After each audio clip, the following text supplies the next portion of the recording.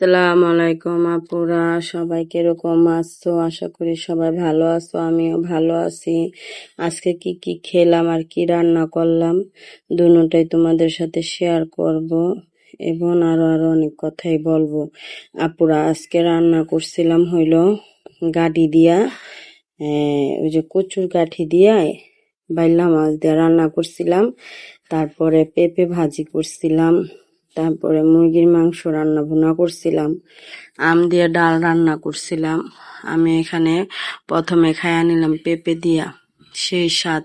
পেঁপে ভাজিটাও মজা হয়েছে অনেক। পেঁপে ভাজি দিয়া খাইয়া নিলাম। পরে ওই যে গাঠি দিয়ে নিলাম, গাঠিটা দিয়েও মনে করো খাইলাম। ভাতটা বাইলা মাছ দিয়া গাঠি দিয়ে অনেক মজা হয় রান্না করলে। আমি ছাড়া আবার পোলাপানেরও খাইতে চায় না। পরে ওই পোলাপান গো মনে করো খাবার দিলাম মেয়েরে ছেলেরে, আমি না দিলে খাবেই না মনে করে, এরকম অবস্থা।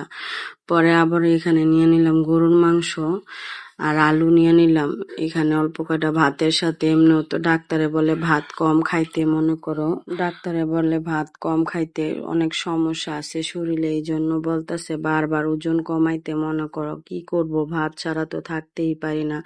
আমরা বাঙালি বলে কথা, মনে করো ভাত না খাইলে মনে হয় কি জানি খাইনি, সারাদিন যাই খাই কিন্তু ভাত অল্প দুগো হইলেও খাইতে হইব। কি করব, বেশি তো আর খাইতে পারি না, এই জন্য অল্প দুগাই ভাত খাইলাম।